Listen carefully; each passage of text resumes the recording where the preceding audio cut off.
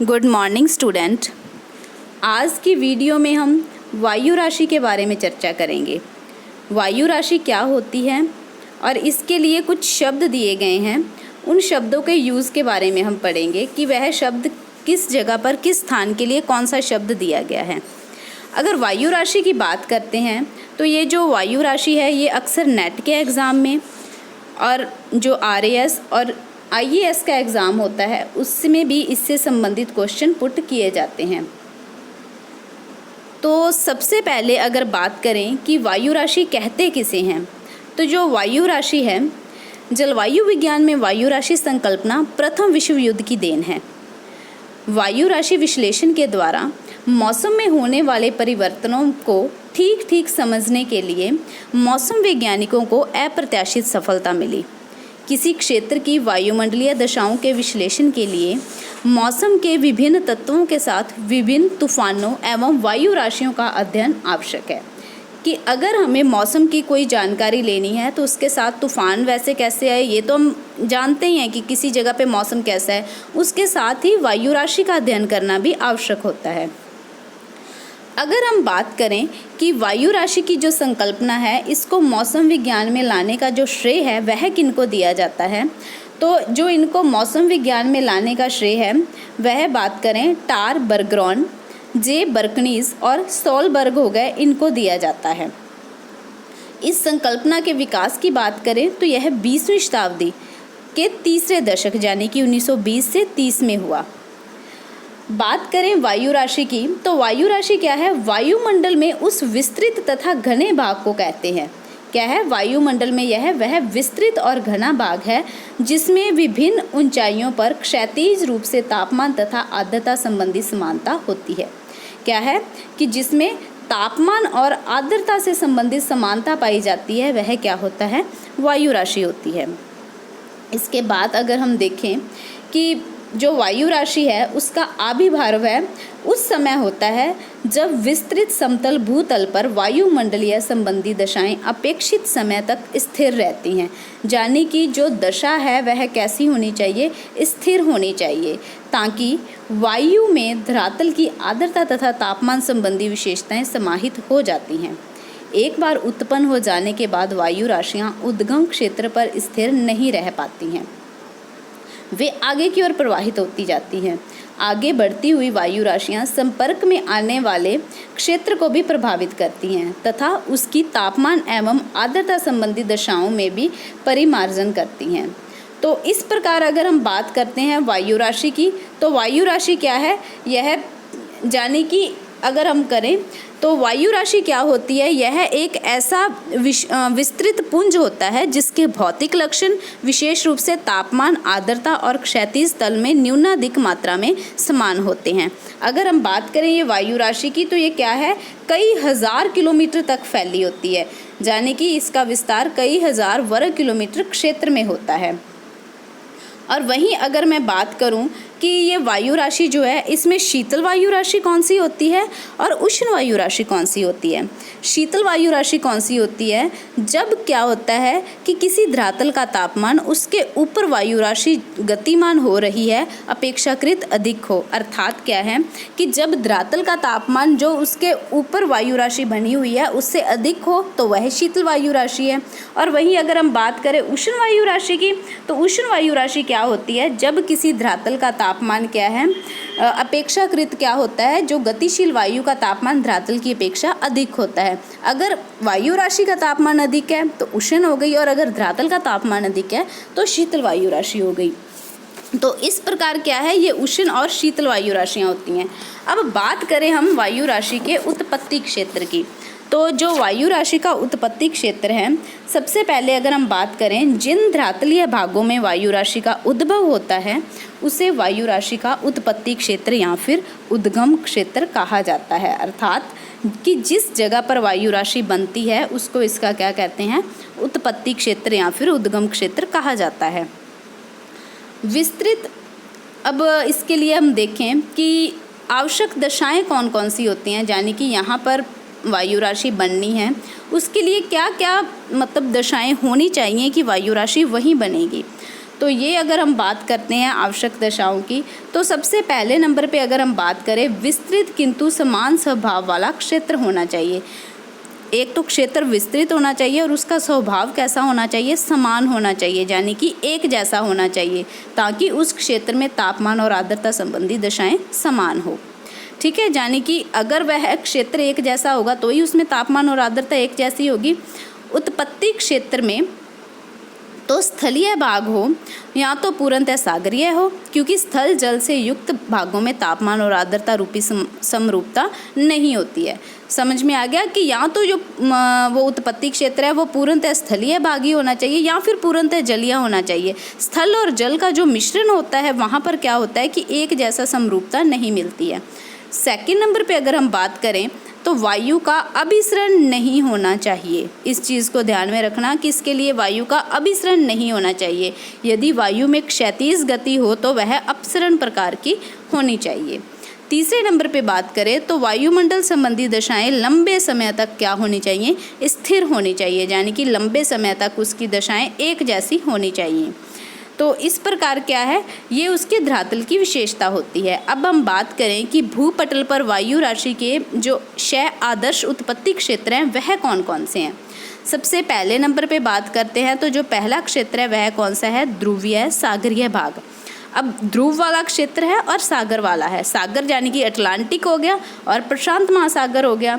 इसके कौन से हो गए, उत्तरी भाग में, और समय कौन सा होगा, शीतकाल का होगा। इसके बाद अगर हम बात करें दूसरे नंबर पर, तो दूसरे नंबर पर कौन सा है, ध्रुवीय तथा आर्कटिक महाद्वीपीय क्षेत्र। ध्रुवीय और आर्कटिक, ये भी कौन से महाद्वीप में, यूरेशिया और उत्तरी अमेरिका का हिमाच्छादित भाग और आर्कटिक प्रदेश। शीतकाल की बात हो रही है। तीसरे नंबर पे अगर हम बात करते हैं तो तीसरे नंबर पे कौन सा है, उष्ण कटिबंधीय सागरीय क्षेत्र, यानी कि जो उष्ण कटिबंध का सागरीय क्षेत्र है उसमें भी क्या है, प्रति चक्रवातीय क्षेत्र होना चाहिए, और उसमें भी अगर हम बात करें शीत एवं ग्रीष्म काल का। इसके बाद अगर हम चौथे नंबर पर देखते हैं तो चौथे नंबर पर कौन सा है, उष्ण कटिबंधीय महाद्वीपीय क्षेत्र, यानी कि उष्ण कटिबंध है और क्षेत्र कौन सा है, महाद्वीपीय क्षेत्र है। यह भी उत्तरी अफ्रीका हो गया, एशिया हो गया तथा संयुक्त राज्य अमेरिका का मिसिसिपी घाटी क्षेत्र हो गया। ये ग्रीष्म काल में अधिक व्यवस्थित रहता है। पाँचवें नंबर पर अगर हम बात करते हैं तो पाँचवें नंबर पर आता है भूमध्य रेखीय क्षेत्र। भूमध्य रेखा का कौन सा क्षेत्र आता है, जिसमें व्यापारिक हवाओं के बीच की स्थिति भूमध्य पेटी होती है, भूमध्य रेखीय पेटी, जो कि पूरे वर्ष की बात हो रही है। 6वें नंबर पर अगर हम बात करते हैं तो मानसूनी क्षेत्र आ जाता है। मानसूनी क्षेत्र कौन सा आएगा, दक्षिणी पूर्वी एशिया का क्षेत्र आएगा।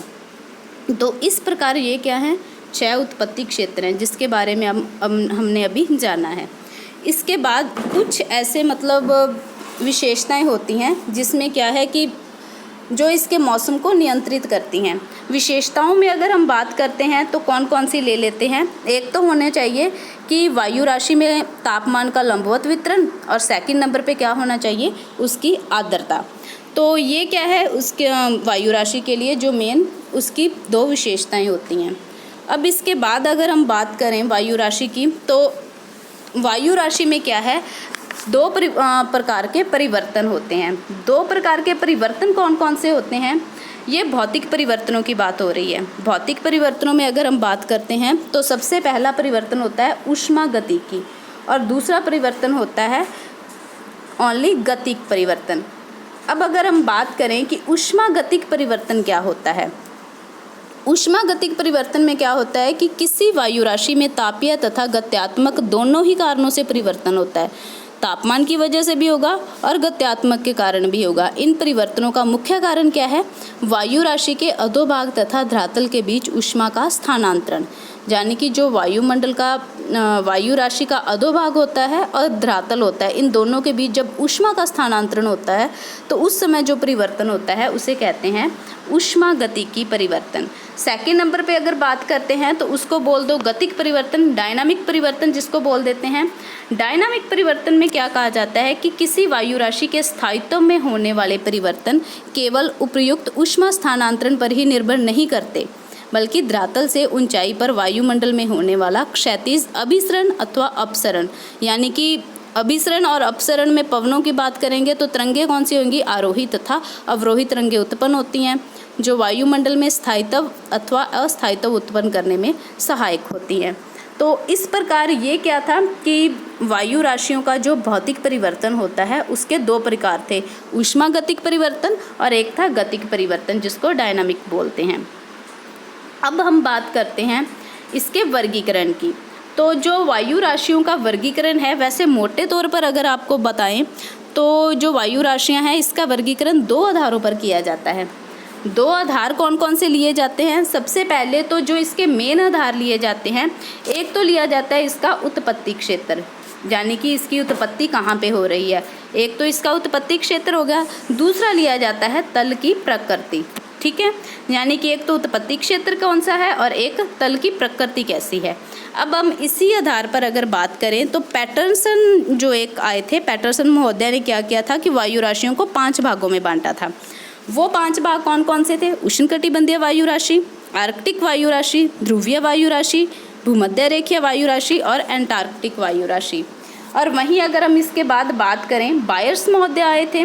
बायर्स ने क्या किया था कि 3 प्रकार इसके बताए थे। उन्होंने 3 प्रकार कौन कौन से लिए? आर्कटिक ले लिया, ध्रुवीय ले लिया और उष्णकटिबंधीय ले लिया।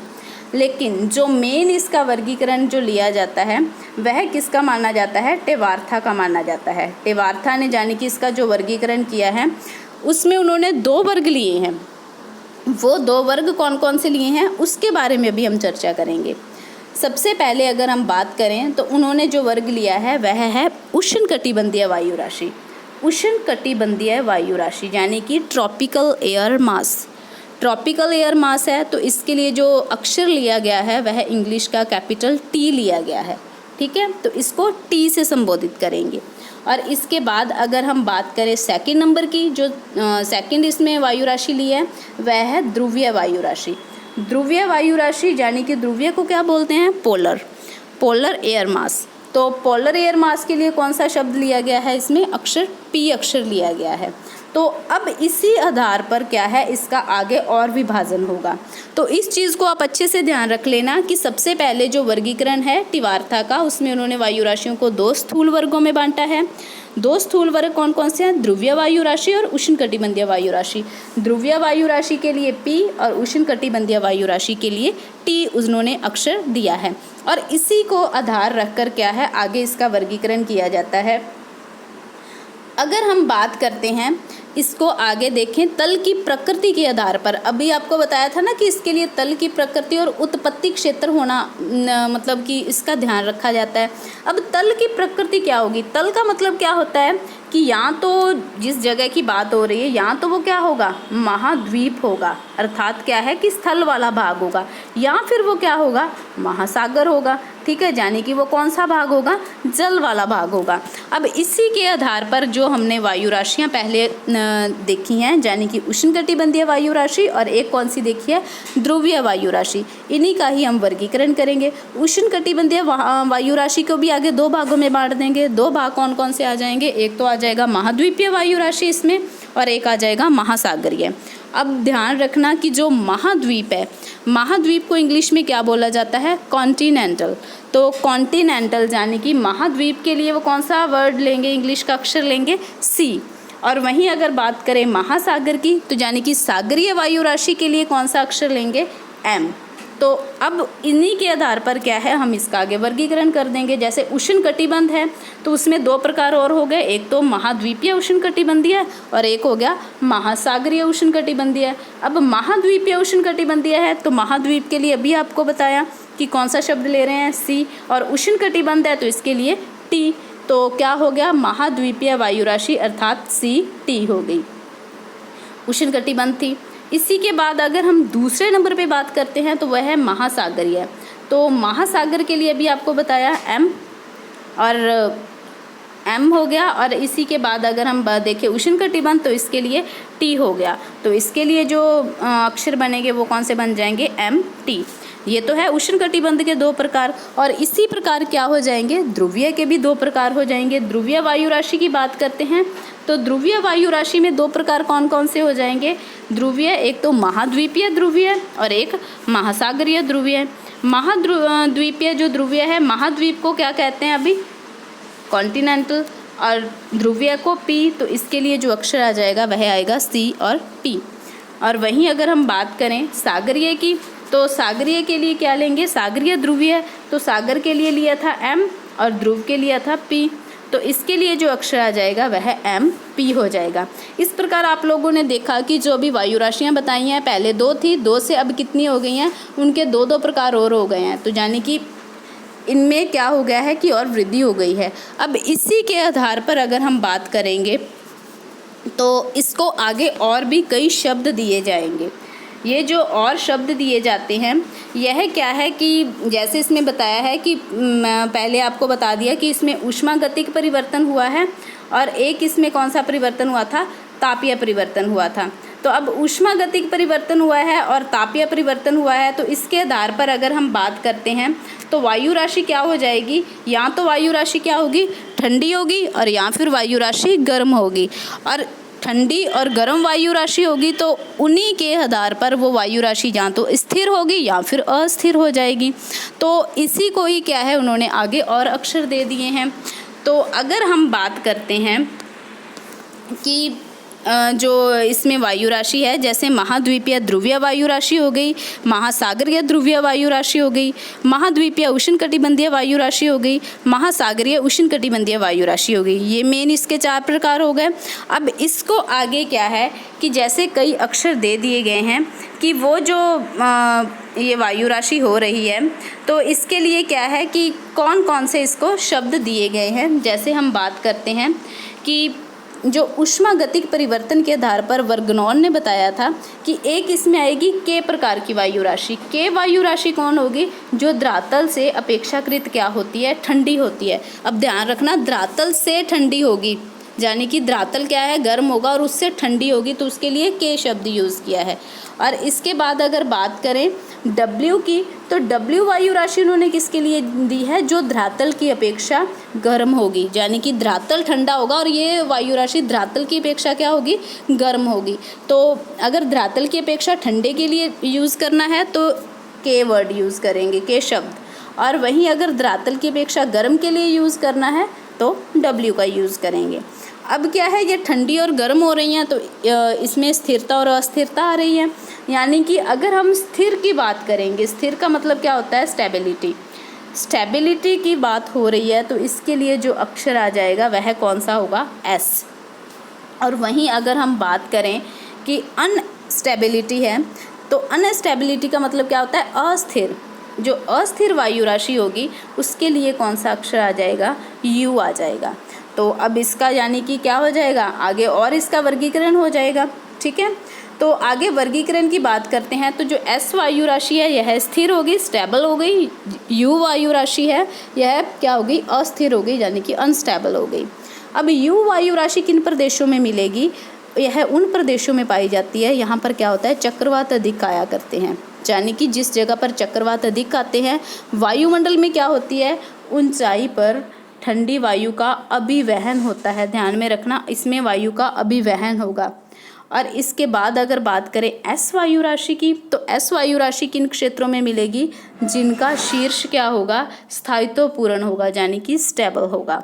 तो यह ऐसे प्रदेशों में पाई जाती है यहाँ पर कैसी दशाएं होती हैं, प्रतिचक्रवाती है।